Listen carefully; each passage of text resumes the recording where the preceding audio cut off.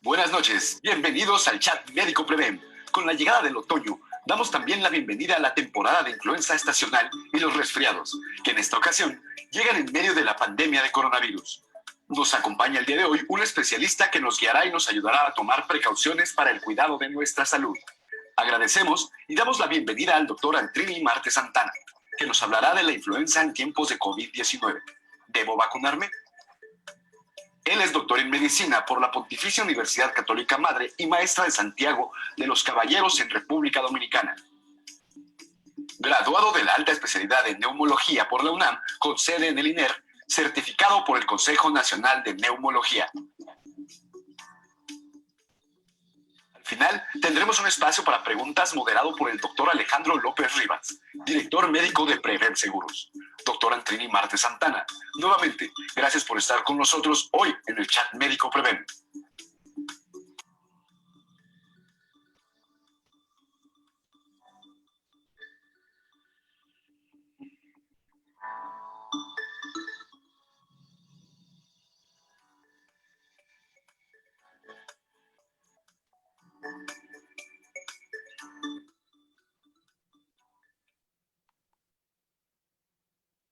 Muy buenas noches.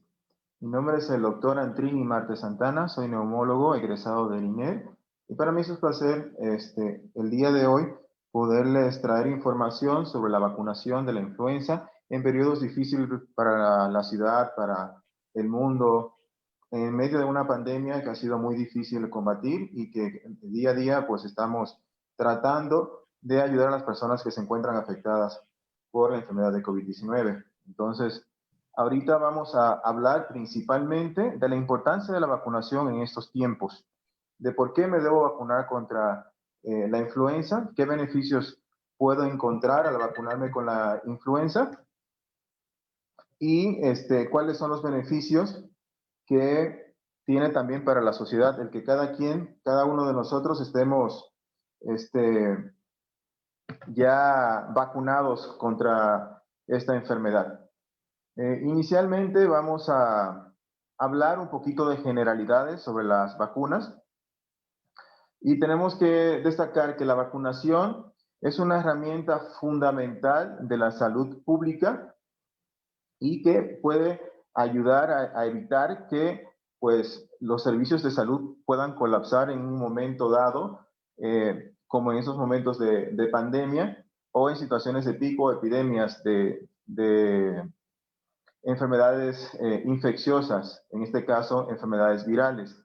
Es importante recordar, históricamente, nuestra especie humana ha estado en contacto con diferentes epidemias, pandemias, que han podido socavar nuestros recursos sanitarios y han provocado millones de muertes a nivel mundial. No hace falta recordar que desde los tiempos de la colonia, no solamente en los tiempos de la conquista vinieron los europeos, nuestros conquistadores, y aparte de traer muchas cosas del viejo mundo, también llegaron enfermedades con ellos, las cuales causaron que se diezmara la población a nivel mundial, sobre todo en el Nuevo Mundo. Esto ha hecho que que estos antecedentes, por ejemplo, como la gripe española que sucedió a principios del siglo pasado, donde también fallecieron millones de personas por este virus de la influenza, donde se afectó 1 de cada 3 habitantes del planeta. El único lugar donde no llegó fue en la Antártida. Luego de ahí se fueron afectados todos los continentes. Solo para tener una idea de cómo puede afectar una pandemia la población a nivel internacional. Entonces, la vacuna de la influenza es una vacuna en la cual se debe a un proceso de inactivación. Son producidas en el laboratorio y se ponen a crecer estos virus y luego son expuestos a calor intenso o a químicos, pues que hacen que ya no sean viables. Como no es una vacuna como no son virus vivos, no son virus vivos, no tienen la capacidad de producir enfermedades, por lo menos, al menos no como lo haría una enfermedad natural. Y por lo tanto, también no presentan una respuesta inmunitaria tan intensa y duradera como lo pueden causar enfermedades de tipo natural. Y muchas veces se necesitan varias dosis para poder lograr tener una inmunidad adecuada. O sea, como por poner el ejemplo de la influenza, pues se necesita vacunarse cada año para poder prever las enfermedades que son causadas por este virus. Entonces,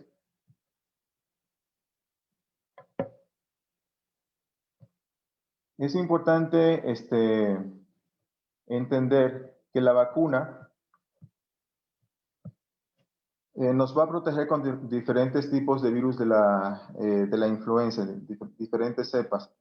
Tenemos que la vacuna estacional es elegida entre estas primeras cepas de virus que son identificadas en el año, y la influenza como tal, hay varios tipos. Tenemos influenza A, B, C y D. Las que son más importantes clínicamente hablando y para salud pública son las primeras dos, la A y la B, de las cuales se pueden subdividir en varios tipos. La vacuna de la influenza elige principalmente la tipo A. Entre sus componentes es la que han aparecido diferentes brotes recientemente de este virus y ha provocado pandemias como la del 2009, la H1N1, y también la H3N2 también puede provocar enfermedades en los seres humanos. Y también tenemos pues lo que es la tipo B, que también puede causar enfermedades en los seres humanos, y esta principalmente se divide en dos, que son la Yamagata y la Victoria. Esas son las principales que se han identificado que pueden causar enfermedades en los seres humanos.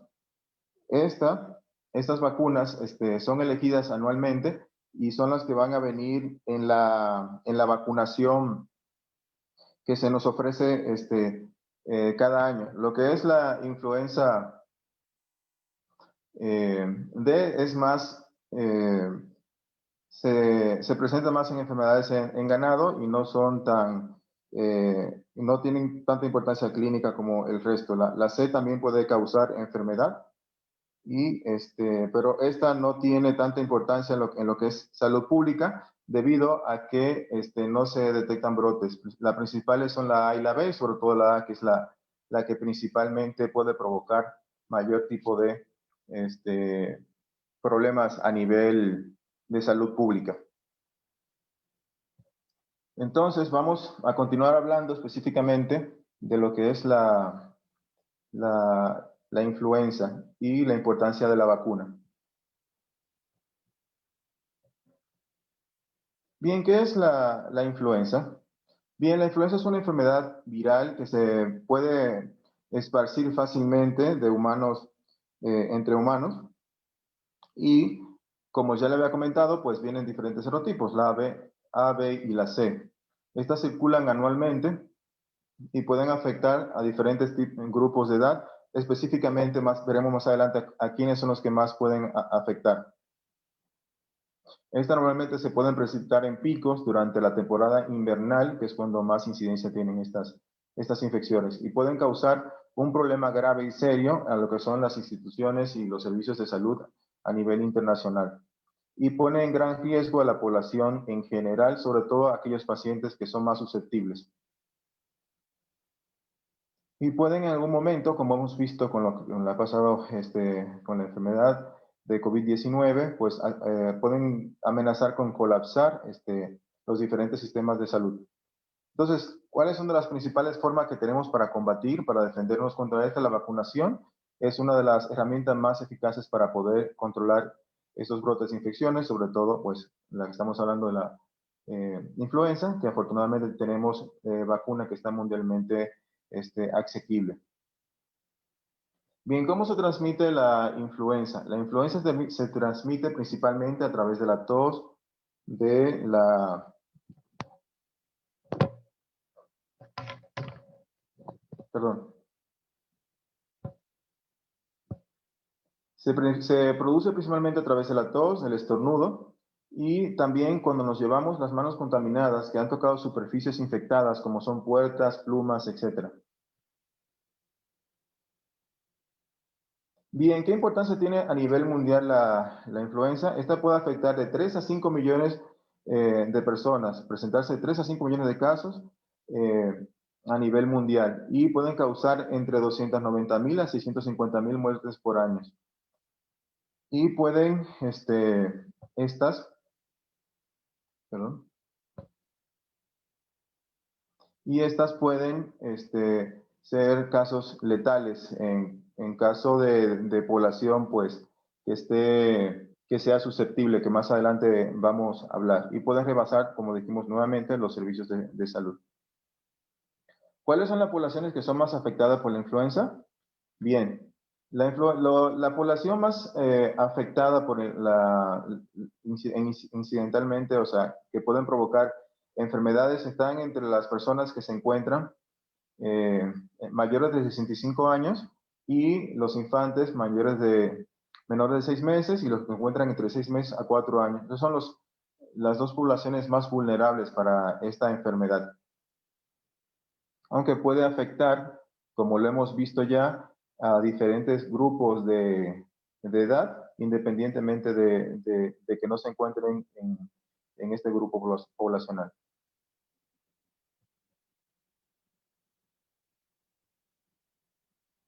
Han habido diferentes picos y han habido diferentes pandemias de la influenza y pues esto ha hecho que sea de vital importancia e interés para el público en general que se vacune a tiempo para pues poder evitar pues que se puedan infectar más personas. O sea, si no nos vacunamos, no solamente nos exponemos nosotros, sino también que exponemos a aquellas otras personas que tampoco están vacunadas o que por alguna razón no se pueden vacunar y eso hace que aumenta el riesgo para los demás de contraer enfermedades graves. Doctor, buenas noches. Sí. Me pregunta una persona que tiene diabetes tipo 1, que se puede vacunar contra la influenza. ¿Que tiene, perdón? Diabetes tipo 1. Sí. Más adelante vamos a hablar de cada una de las indicaciones, contraindicaciones de la vacunación, pero realmente no existe una contraindicación absoluta. Las personas que no se deben vacunar contra recibir vacunas en general son aquellas personas que tienen una enfermedad grave, febril o no febril, pero que sea grave. Por poner un ejemplo, personas que se encuentran enfermas en las unidades de cuidados intensivos.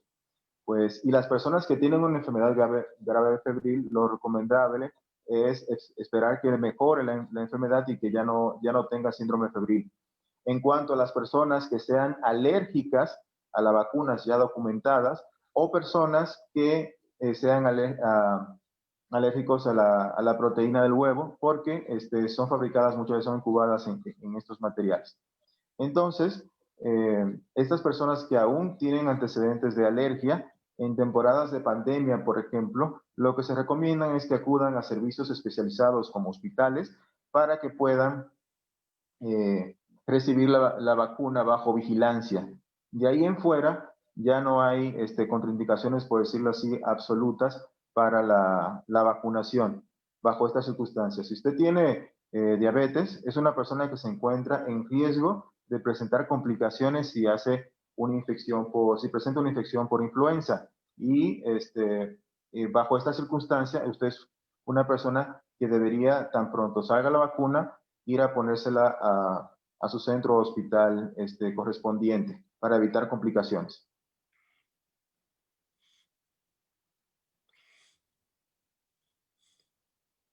Doctor, ahorita que está por está la pandemia, Ujú. la campaña de vacunación contra la influenza. ¿Qué momento es el indicado para vacunarse? Tan pronto llegue la vacuna, tan pronto llegue Ok. la vacuna, y tan pronto esté disponible, tienen que comunicarse con sus servicios de salud pública para ver cuándo ya la vacuna esté disponible y lista para la administración. Hay que recordar una cosa, no es lo mismo, por poner un ejemplo, que antes de iniciar la guerra usted se meta a la trinchera y se proteja, que ya llega cuando esté ya la guerra activa, el calor de las balas, etcétera. Entonces, bajo una situación de pico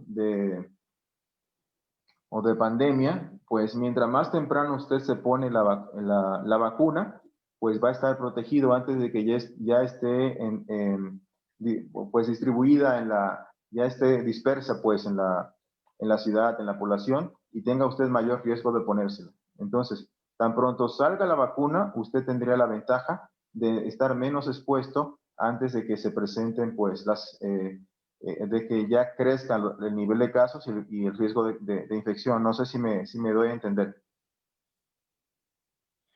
Sí, doctor. También me preguntan, dice, tuve una influenza muy severa hace 2 años. Ajá. ¿Sí? No lo escucho, perdón. Dice, tuve una influenza muy severa hace 2 años. ¿Me debo Sí, vacunar? claro que sí. Es importante esa pregunta que usted acaba de hacer por una razón, y es la siguiente.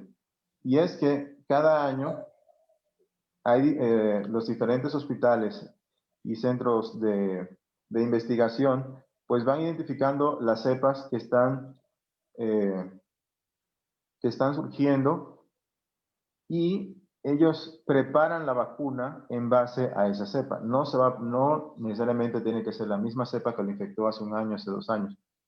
Y de hecho, la, la necesidad de la vacunación por año es que estas cepas de virus pueden cambiar pues su, sus componentes y ya no ser efectivas para la vacunación del año anterior. Entonces, es importante que se ponga en la actual de cada año. La vacuna como tal tiene una ventaja y es que normalmente cuando se identifican estas cepas de virus, entre los mismos virus hay cierto respeto de nichos. Eso quiere decir que si hay una cepa del virus de la influenza que es la que está emergiendo, normalmente se mantienen y las demás se mantienen en picos más bajos. Eso no quiere decir que no se vayan a presentar otros tipos de influenza como la B durante una situación de pico o de pandemia, pero es más seguro de que esta que está incluida en la vacuna sea la que esté predominando.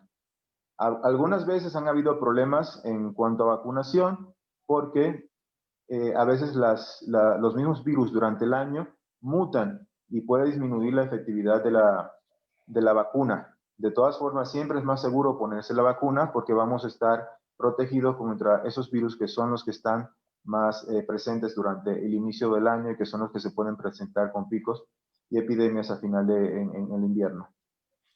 También me Entonces, preguntan que si los ajá. pacientes inmunodeprimidos deben vacunarse. Sí, sí se pueden vacunar. Hay que recordar que estas son virus atenuados, no tienen la capacidad de provocar enfermedades. Hay ciertas situaciones como los pacientes que utilizan esteroides, mayor, por ejemplo, del equivalente a 2 miligramos de prednisona por kilogramo de peso o mayor de 20 miligramos de prednisona diaria, pues por la capacidad pues, para presentar una buena respuesta. Pero los pacientes inmunocomprometidos sí deben de vacunarse porque esos también están en mayor riesgo de presentar complicaciones graves durante estas epidemias y picos de infección por influenza. Hay muchas preguntas, doctor, pero si quiere seguimos y continuamos con su plática y al final Sí, las preguntas. está bien. Yo pienso que sería lo mejor para poder destacar algunos otros puntos. Ok, aparte de las personas inmunocomprometidas, también las personas sanas pueden presentar enfermedades severas. De hecho, lo hemos visto en hospitalización, personas que no tenían antecedentes importantes y han presentado complicaciones severas por neumonías por influenza. Pacientes inclusive jóvenes, por debajo de los 65 años, han presentado complicaciones graves y neumonías graves por influenza. Entonces, eso es bueno tenerlo en mente, de que aunque sean personas sanas y jóvenes, no los excluye que tengan complicaciones. Bien, la influenza también tiene impacto en la economía y en la productividad de las sociedades, incluyendo pues pérdidas de días de trabajo por persona y también pues la ganancia económica que pueden tener de sus diferentes actividades comerciales. Bueno, otra cosa que es importante destacar es que la influenza puede tener efectos adversos. Son raros, pero pueden provocar, por ejemplo, la infección por influenza puede provocar una enfermedad que se llama síndrome de Guillain-Barré y neumonías graves. El síndrome de Guillain-Barré es una enfermedad neurológica en la cual el sistema inmunológico ataca nuestro sistema nervioso y puede provocar parálisis y puede provocar complicaciones muy graves. O sea, no solamente es la neumonía grave que te puede causar la influenza, sino también enfermedades neurológicas como la que acabo de mencionar. Y solamente no afecta a la persona en sí, sino también que puede provocar infecciones dentro de la familia. Entonces, si nos protegemos nosotros, también vamos a proteger a las personas que viven junto con nosotros, a nuestros compañeros de trabajo y a nuestros amigos, etc. Entonces, es muy importante tener en mente eso. La vacuna puede protegernos a todos. También las mujeres embarazadas es otro grupo de población que está en grave riesgo de presentar enfermedades severas. Y también si tomamos en cuenta que, pues, al nacer los niños no tienen un sistema inmunológico, por decirlo así, maduro y que, pues, no es competente muchas veces para enfrentar las infecciones, pues, la vacunación de la influenza en mujeres embarazadas ayuda a proteger a la mujer embarazada como también a su bebé durante la etapa de gestación y luego de nacer. Es importante tener en cuenta que no solamente la vacunación es suficiente para parar las infecciones, las pandemias, etc. Es importante tener medidas de control social para nosotros poder mitigar, detener las complicaciones por estas enfermedades y epidemias. Entonces, las mismas medidas que hemos estado usando para frenar la enfermedad de COVID también nos pueden ayudar a frenar lo que es la propagación de la influenza.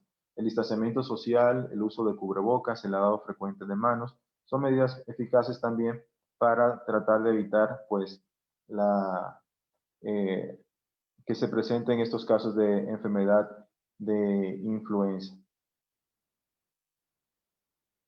Los profesionales de salud también estamos en riesgo de presentar infecciones, ya que estamos en contacto con personas a diario que pueden tener la infección y nos las pueden transmitir. Es muy importante tener en cuenta de que si usted es trabajador de la salud, médico, enfermera, camillero, etcétera, debe también vacunarse tan oportunamente,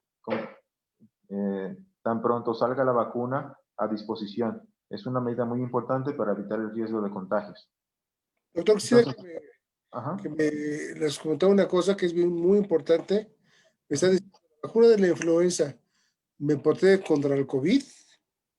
No, no, para nada. No, no tiene nada que ver. Pero es importante saber que estamos en doble riesgo entre la espada y la pared. Para el COVID todavía no tenemos una vacuna, esperamos tenerla pronto, pero tenemos una vacuna contra la influenza. Y la influenza puede ser tan grave y puede provocar muertes como el COVID. Entonces no debemos exponernos, no debemos poner en riesgo a nosotros ni a nuestros familiares al no vacunarnos. Entonces puede ser una situación catastrófica en el cual hayan picos de influenza en medio de una pandemia de otro virus. Entonces para nada protege contra la vacuna de la influenza contra el COVID, pero es vital que nos la pongamos, porque si en medio de una pandemia de COVID también tenemos picos o una epidemia de influenza, eso puede ayudar a completamente a colapsar los servicios de salud y las unidades de terapia intensiva y con recursos como ventilación mecánica. Y eso sería desastroso bajo estas circunstancias. Doctor, ¿una persona puede adquirir COVID y aparte influenza al mismo tiempo? Pues pueden haber casos. Realmente son muy pocos los casos documentados. A veces, dependiendo del método también hay que tomar en cuenta que dependiendo el método que se haga de diagnóstico, a veces pueden arrojar falsos positivos, dependiendo si son anticuerpos, pero si son pruebas de PCR, son más fiables a la hora de diagnosticar y sí pudieran coexistir los dos virus al mismo tiempo también.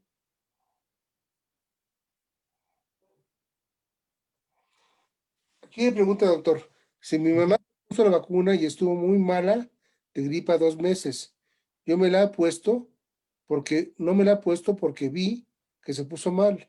¿Le pasaría lo mismo si se vuelve a vacunar? No, hay, sobre todo, eso es muy buena pregunta porque es una de las preguntas que más frecuentemente nos hacen durante la consulta. Hay una cosa, cuando les hablé de la vacuna de la influenza, se recuerdan que les dije que habían principalmente, se daban las cepas que estaban circulando ese año para la A y la B, pero existen otras virus de la gripa que pueden infectar a las personas y provocar infecciones. Entonces, que te pongas la vacuna contra la influenza no quiere decir que no te vaya a dar una enfermedad de gripa durante ese año. Y también hay otras enfermedades respiratorias que pueden provocar infecciones graves y que no vienen incluidas en la vacuna. Entonces, si usted se puso la vacuna ya en medio, por ejemplo, de un pico o epidemia de influenza, hay que recordar que la vacuna te protege 2 semanas después. Si usted se puso la vacuna, hay que esperar por lo menos 2 semanas para que hayan los suficientes anticuerpos para evitar que se presente la enfermedad. Entonces, si se la puso tarde, es probable que usted se haya infectado antes de ponerse la vacuna y la vacuna ya no sea efectiva en usted.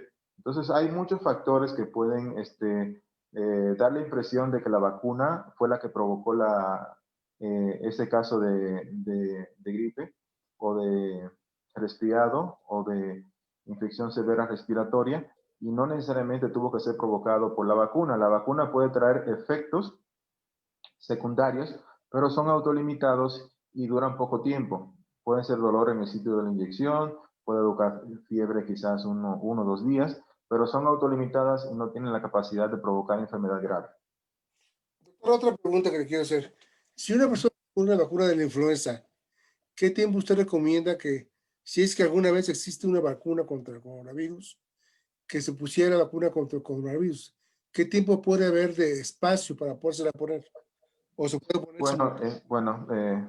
Es una pregunta primeramente hipotética. Hay que esperar a que llegue la vacuna, qué características van a tener y hay que ver, muchas veces, pues pueden ser virus inactivos, pueden ser proteínas solamente del virus y pueden ser o virus atenuados. Entonces, dependiendo de qué tipo de vacuna sea, habría que esperar que salga y luego hacer las recomendaciones de qué tiempo se pueden administrar estas vacunas y también la vía de administración, etcétera. Normalmente no hay mucha contraindicación en ponerse varias vacunas al mismo tiempo, pero hay que esperar cuál va a ser, qué características tiene y cuál va a ser la recomendación de la Organización Mundial de la Salud, que es el organismo que es el organismo que debe de emitir cuáles son estas recomendaciones. Doctor, entre los mitos y realidades de la vacuna de la influenza, se ha comentado que puede producir sordera. ¿Es verdad o es un mito? Pues no he visto en la literatura de que realmente pueda provocarlo. La influenza como tal sí puede afectar el sistema auditivo, la enfermedad, y pues esa es una de las causas por las que tenemos que vacunarnos, pues para que no nos afecte pues diferentes órganos y sistemas. Pero no, realmente no he visto en la literatura esa relación entre vacuna de la influenza y sordera, no la he visto. Entonces, de mi parte es un mito. Ok, doctor, si quieres, seguimos. ¿Continuamos entonces? Sí, doctor, continuamos y yo te hago las preguntas. Ok. Bien, continuamos con para seguir hablando de la vacuna. Como les has comentado, es un virus inactivado, esta no tiene la capacidad de producir enfermedad. Antes de que salga la vacuna, hay los lotes, hay lotes que son elegidos y son probados antes de salir a su distribución. Eso es por la seguridad de que no se presenten eventos secundarios por la vacuna. La mayor parte de los estudios, hay mucha literatura en la cual se ha demostrado que la vacuna contra la influenza es segura, es eficaz y es segura. Entonces, eso es algo que es importante destacar. Como habíamos comentado, debe de tardar por lo menos 2 semanas para que se produzcan los anticuerpos y pueda producir inmunidad. No cubre contra otros virus de la gripe y estas se pueden relacionar, como habíamos comentado, como efectos secundarios de la vacuna y son realmente infecciones por otros virus que no están cubiertos en la vacuna.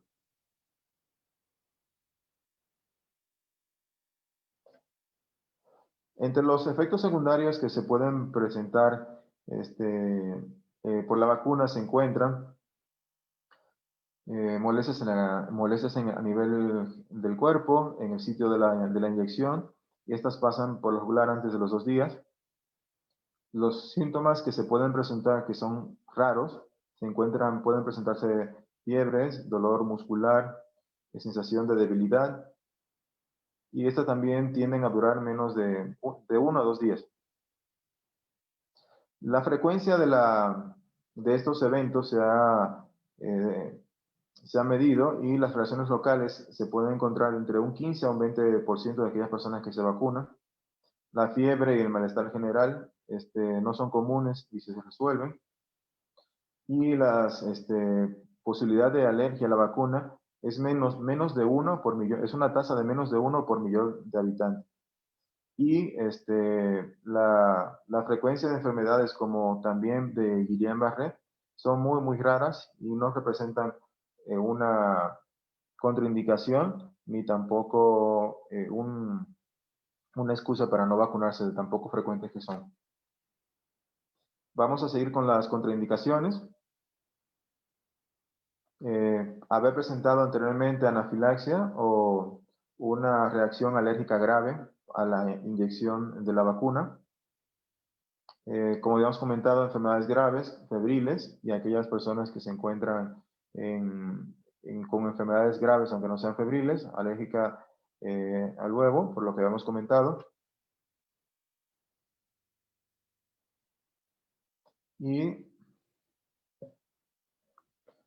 en algunas personas, como las que como les comenté anteriormente, que han tenido antecedentes de alergia a la vacuna o asma o algún otro problema respiratorio, la recomendación es que se la pongan en medio hospitalario si han tenido reacciones previas.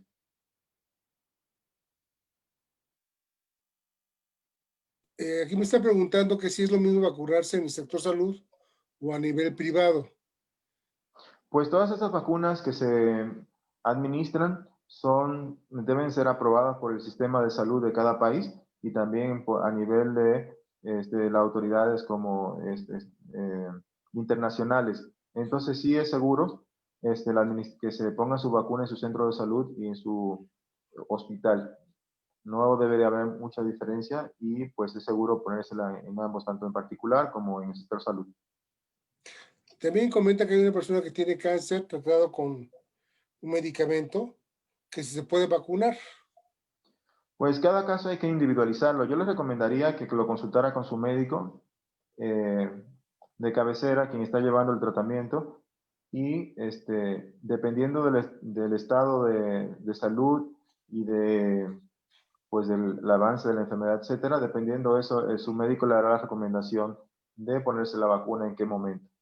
Ya mencioné las contraindicaciones absolutas y pues el cáncer no está entre ellas. Entonces, sí les recomiendo que hable con su médico para que le haga la recomendación, porque no conozco su caso, pero no se encuentra entre las contraindicaciones absolutas para la vacunación. También preguntan que si las personas que viven en climas tropicales se deben vacunar. Sí, igual. La vacuna se puede presentar la infección, perdón, por influenza se puede presentar en cualquier medio, en cualquier país. Ya ven que ya tenemos antecedentes de pandemias por influenza. Entonces no importa donde usted se encuentre, debe vacunarse. Recordándole lo que le había comentado anteriormente, a principios del siglo pasado, con la pandemia de influenza, solamente la Antártida no registró casos, porque obviamente ahí la población de personas es casi nula. Entonces, la única forma de no vacunarse sería mudarse a la Antártida, yo diría. Por los Entonces me anteriores. preguntan si la vacuna daña el sistema inmune para protegerse contra el COVID. ¿Cómo? ¿Perdón? Dice, ¿la vacuna daña mi sistema inmune para protegerme contra el COVID? A ver si entiendo, que si la vacuna... De la influenza, ajá. daña mi sistema inmune para protegerme contra el COVID. Que si daña el sistema inmune. Sí. No, no, definitivamente no. Qué bueno que hacen esa pregunta, miren. También en la consulta nos hacen muchas preguntas de que si debemos tomar sustancias, vitaminas, medicamentos para fortalecer nuestro sistema de salud. Les voy a comentar que nuestro sistema inmunológico es asombroso. Nos protege contra enfermedades a diario. Estamos rodeados por millones de bacterias, virus y hongos en nuestro medio ambiente y no nos enfermamos a diario. Entonces, nuestro sistema inmunológico, salvo que esté usted diagnosticado con algún otro tipo de problema inmunológico, es eficiente para controlar las infecciones. Lo que pasa es que hay microorganismos que han logrado evadir esos mecanismos de defensa. Entonces pueden infectarnos independientemente estemos sanos.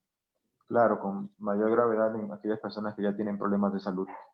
Entonces, la vacuna de la influenza lo que hace es que nos expone a la infección sin la enfermedad. O sea, nos expone al germen sin la necesidad de enfermarnos. Eso va a hacer que lo reconozca a tiempo y le va a otorgar al sistema inmunológico las herramientas para identificar, contener y defenderse contra infecciones. Y eso no le quita la efectividad contra otras enfermedades. Es todo lo contrario, lo fortalece porque está creando una barrera contra estas infecciones. Que me pregunta, ¿por qué cuando voy a atenderme de COVID, la primera pregunta que me hacen es si me he vacunado recientemente contra la influenza? Pues hay muchas causas. Muchas veces, bueno, son enfermedades virales, las dos son enfermedades virales que provocan enfermedades respiratorias y se pueden parecer mucho en los síntomas y los signos. Entonces, de hecho, hasta en imágenes tienen parecido porque ambas provocan neumonías atípicas. Entonces, como es una información muy importante, tanto para su médico como para el sistema de salud pública, identificar si lo que estamos antemano es una infección por COVID o es una infección por influenza. Aparte de que el tratamiento difiere. Hay que recordar que hay medicamentos que pueden servir para la infección contra la influenza y todavía no tenemos medicamentos efectivos contra el COVID. Entonces, lo que nos facilita esa información es poder tener una herramienta para dónde dirigirnos también a la hora de hacer los exámenes diagnósticos. Esta información no nos da un diagnóstico, pero sí nos orienta de que puede estar en riesgo esa persona para tener la infección por influenza. Doctor, usted como especialista en neumología, ¿qué aconseja? Una persona con síntomas leves de COVID-19, ¿es aconsejable que vaya a un hospital COVID o mejor permanecer en casa? Síntomas leves, aclaro, con una oxigenación de 88, 89, con poca fiebre, porque a veces llegando a un hospital, desafortunadamente, con pacientes más graves, puede adquirir una infección nosocomial, ¿verdad? ¿Usted qué aconseja, doctor? Bueno, 88, 89 no es oxigenación normal. En la Ciudad de México, por la altitud, la saturación normal es entre 92 y 96. Si ya el paciente está con oxigenación, con saturación por debajo de 92, ya tiene una afectación a nivel, a nivel pulmonar. Entonces, la desaturación es uno de los criterios de riesgo, de alarma, mejor dicho, que la persona tiene que tener en cuenta. Si la persona desatura, debe de ir a evaluarse. La fiebre, en cambio, se puede presentar en síntomas, en presentaciones leves, moderadas de la enfermedad. Hay que individualizar cada caso. Si usted es una persona que ya tiene enfermedades crónicas, enfermedades graves, y tiene estos síntomas, debe ir a evaluarse para detectar si es realmente una infección por COVID o si es una infección por otro, por otro germen, pues. Entonces, hay que individualizar cada caso. Lo correcto sería, pues, ya hay teléfonos y números en los cuales la población se puede comunicar.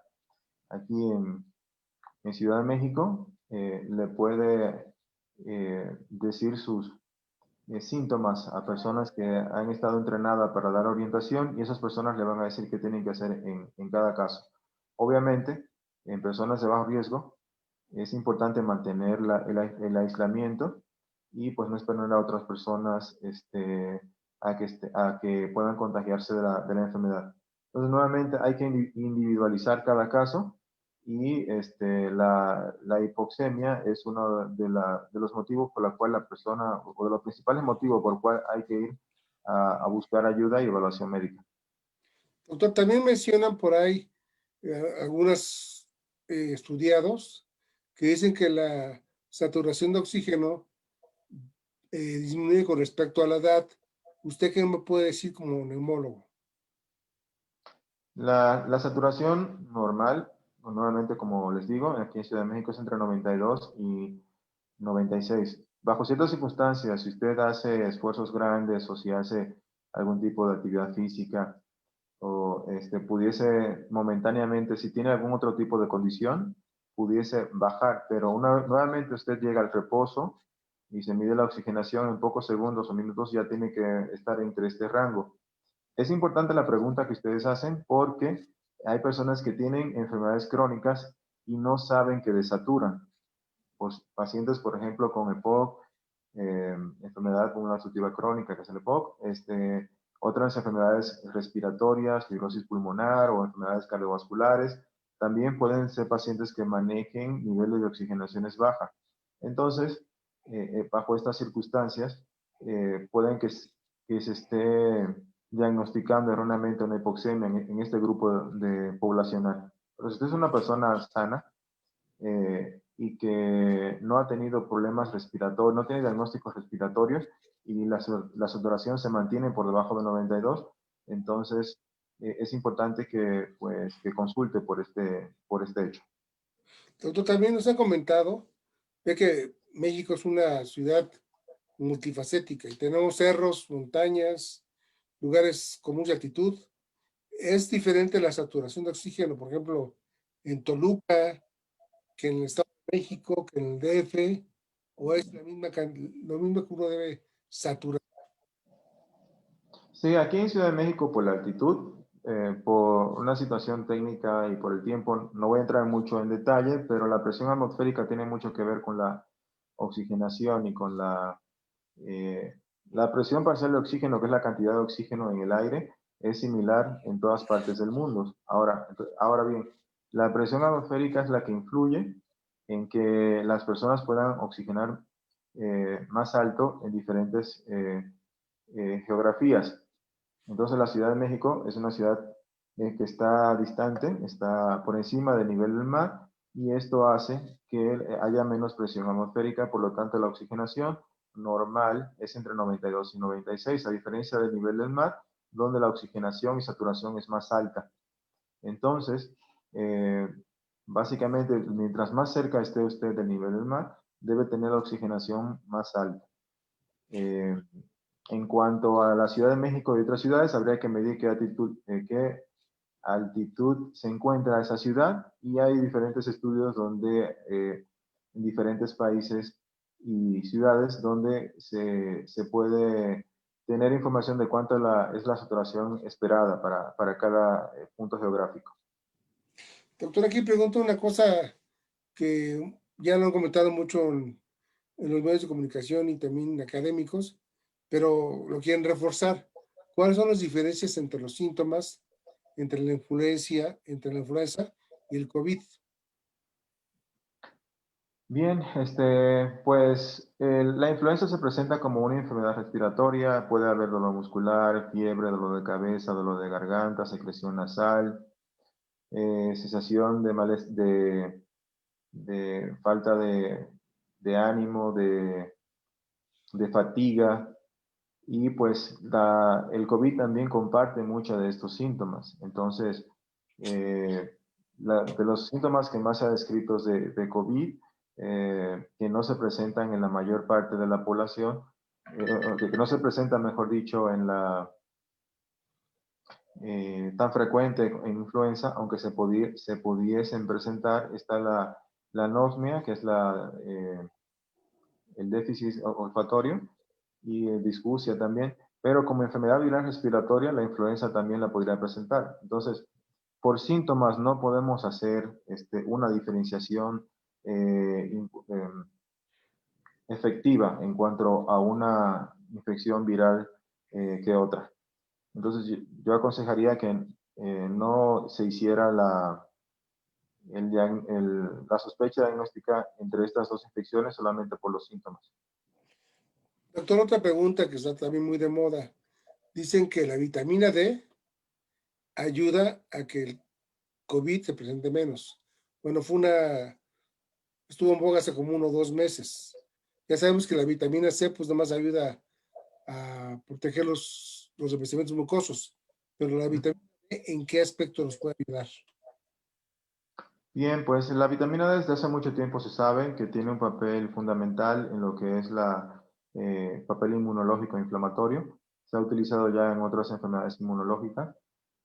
Aquí la recomendación es la siguiente. Sí hay estudios que han tenido resultados positivos en cuanto a la gravedad, no a evitar infecciones. Es importante que lo entiendan. Pues personas que tienen déficit de vitamina D, eh, se ha estudiado, se ha visto que tienen mayor riesgo de presentar complicaciones graves. De todas formas, actualmente los estudios que se han hecho para COVID, pues son estudios que tienen muchas limitaciones en cuanto al aspecto de investigación. Actualmente la vitamina D puede ser un suplemento coadyuvante para tratar infecciones como el COVID. No es un tratamiento, no es un tratamiento, por decirlo así, efectivo, o sea, el tratamiento para la infección. En algunas personas que puedan tener deficiencia de vitamina D, tienen van a recibir mayores beneficios, pero realmente no es un tratamiento formal para el COVID, de la vitamina D todavía, la vitamina D, perdón. Doctor, el tratamiento, el hecho de tomar, por ejemplo, salicilatos, como mucha gente lo está haciendo actualmente, en forma preventiva para evitar una posible trombosis pulmonar, alguna cosa, ¿tiene algún efecto o es puro mito también? En personas diagnosticadas que ya tienen eh, que se ha definido que realmente es infección por COVID, hay lineamientos ya en salud pública que les aconsejan tomar al menos 10, 15 días anticoagulantes. Mi experiencia, hay que también individualizar cada caso porque pues también están los riesgos de sangrado. Entonces, muchos de los anticoagulantes que tenemos, algunos se pueden medir, eh, la, su efecto sobre el sistema hematológico, sobre la coagulación y otros que no. Entonces, hay pruebas en sangre que es como el dímero D, que nos ayuda a diferenciar cuáles casos necesitan anticoagulación y podemos monitorizar esta sustancia en la sangre para ver si se trata de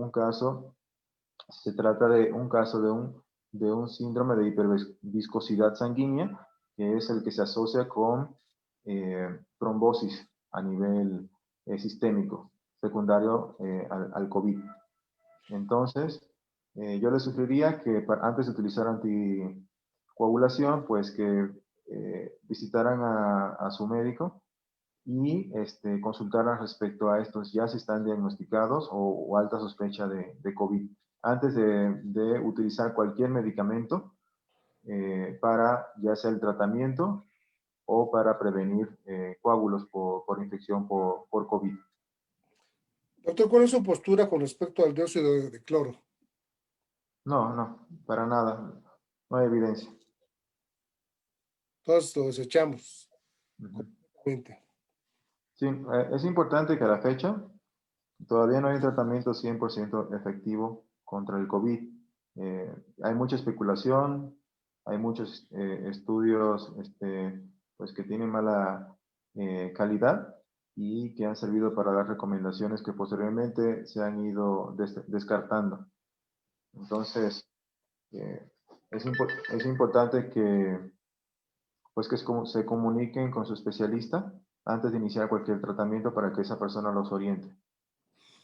Entonces, antes de hacer el último resumen, doctor, usted sí aconseja al 100% el vacunarse de influenza en esta temporada. Claro, en cualquier temporada, bajo cualquier circunstancia, la vacunación es importante aplicar la vacunación a toda la población.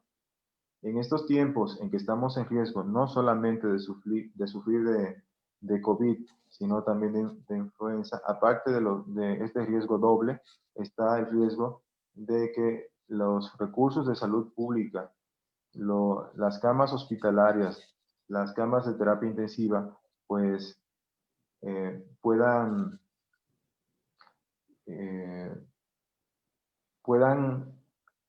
realmente ser insuficientes para tratar ambas enfermedades. Entonces, la vacunación nos podría proteger no solamente individualmente, sino a toda la población de las consecuencias, como también evitar pues, el colapso del sistema de salud pública. Doctor, y un mito que también se tenía, que la enfermedad del COVID era exclusiva de personas obesas, diabéticas, hipertensas. Ya nos dimos cuenta que es para todas las edades, ¿verdad? Sí, cualquier persona se puede contagiar de COVID a cualquier edad. Hay grupos de riesgo, independientemente de los grupos de riesgo, como usted bien lo mencionó, pacientes por encima de 65 años, mujeres embarazadas, personas obesas, personas con enfermedades crónicas. Cualquier persona que tenga una infección por COVID pudiera presentar una enfermedad grave. Hay factores que todavía se desconocen, pero también el sistema una respuesta exagerada del sistema inmunológico ante la infección también podrían provocar en cualquier persona una afectación, una enfermedad grave por el COVID, independientemente de estos factores de riesgo que acabamos de comentar. Doctor, y una pregunta última antes de hacer su resumen. ¿Usted qué opina del factor de transferencia? Pues ya les comenté a ustedes de que en nuestro sistema inmunológico, a menos que usted tenga una enfermedad diagnosticada con una deficiencia específica de alguno de nuestro sistema inmunológico, no tiene mucho sentido pues estar empezando a utilizar medicamentos y sustancias para tratar de mejorar mejor dicho, para tratar de reparar lo que no está roto. Lo más importante es que la persona lleve una vida sana, que tenga una alimentación equilibrada y que haga ejercicio. Si está en buenas condiciones físicas, es más difícil pues de que la persona pues tenga complicaciones graves y aunque tampoco es un tratamiento, obviamente para la infección, pues pueden tener mejores resultados aquellas personas que se encuentran en mejor estado de salud y que hacen frecuentemente ejercicio. En cuanto al factor de transferencia, En enfermedad de COVID tampoco he visto nada escrito que tenga algún tipo de beneficio y pues harían falta estudios específicamente en ese sentido para poderlos recomendar y no los hay. Doctor, y ya para última pregunta, para que usted su resumen, usted, especialista en la materia, ¿cuándo cree que puede haber alguna posibilidad de vacuna factible? El asunto de la vacunación es un asunto un poco complicado. Antes de que una vacuna se pueda comercializar, tiene que cumplir diferentes etapas de investigación. Entonces, desde el momento de la fase de creación de la vacuna hasta la experimentación en laboratorios con animales, posteriormente ver que sea segura para seres humanos, posteriormente ver que realmente sea efectiva para eh, tratar la infección, y también está hasta la fase 4 en la cual ya está en comercialización y se está vigilando los efectos secundarios y la efectividad de la vacuna. En cualquiera de esas etapas se puede caer la efectividad, se puede detectar que la vacuna es inefectiva. Entonces, hasta que no tengamos una vacuna que haya sido aprobada y que ya esté circulando y que se haya probado su efectividad, no podemos estar seguros de que vaya a haber una vacuna para el COVID. De todas formas, hay muchísimos estudios, hay muchas vacunas en investigación que ya están muy adelantadas y de hecho algunas ya están empezando a la fase de producción y se estima que posiblemente, según algunas fuentes, ya para el próximo año ya tendremos algunas vacunas que van a estar circulando, y pues de ahí va a depender pues de cada una de estas vacunas que tienen bases científicas muy diferentes, cuál va a ser la realmente efectiva contra esta enfermedad. Entonces, es difícil predecir cuándo, una fecha exacta, pero hay muy buen pronóstico para el próximo año de que ya empiecen a haber por lo menos vacunas circulantes que puedan ser efectivas. Ok, doctor. Entonces, ya para terminar, ¿se nos puede dar un pequeño resumen y decimos dónde lo podemos localizar para hacer más preguntas y consultarlo, doctor? Ok, muy bien. Bien, la vacuna contra la influenza es uno de los pilares de la salud pública para combatir la infección, evitar epidemias, picos y pandemias contra la influenza, para protegernos a nosotros, para proteger a los demás que nos rodean, para evitar que colapsen los sistemas de salud. Es una vacuna segura, es efectiva, puede evitar muchas muertes y enfermedades graves en la población y también ausentismo laboral. Es una enfermedad que se ha visto que ha tenido muy buenos resultados, que también tiene muy pocos efectos secundarios, los cuales son limitados, que hay muy pocas o prácticamente no hay contraindicaciones absolutas para el uso de la vacuna. Está disponible a nivel internacional y que es una vacuna que tiene todas estas características que yo acabo de mencionar y pueden evitar la propagación de esta enfermedad. Entonces, yo les aconsejo de que estén pendientes, que pregunten en sus centros de salud, en sus hospitales públicos, a partir de cuándo va a estar disponible la vacuna, a partir de eh, para qué población estaba dirigida inicialmente, y ya luego que esté disponible para toda la población, irse a vacunar. Sobre todo las personas que son susceptibles, personas en los diferentes grupos, en los extremos de la vida, pacientes pediátricos, pacientes por encima de 65 años, mujeres embarazadas, toda la población debe irse a vacunar. Entonces, yo estoy disponible actualmente en el nuevo Sanatorio Durango, en la Roma Norte, en el edificio eh, de especialidades que está en el Durango 355, y ahí pueden preguntar por el doctor Anthony Marte y estaremos a las órdenes para poderles ayudar en cuanto a enfermedades respiratorias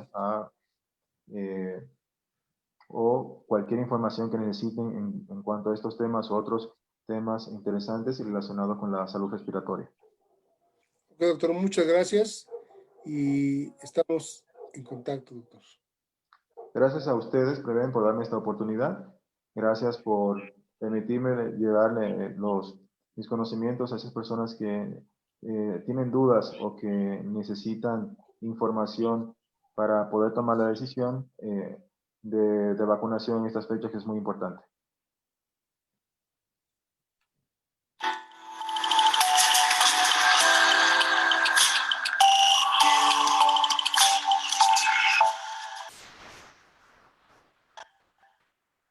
Buenas noches, bienvenidos al chat médico Preven. Con la llegada del otoño, damos también la bienvenida a la temporada de influenza estacional y los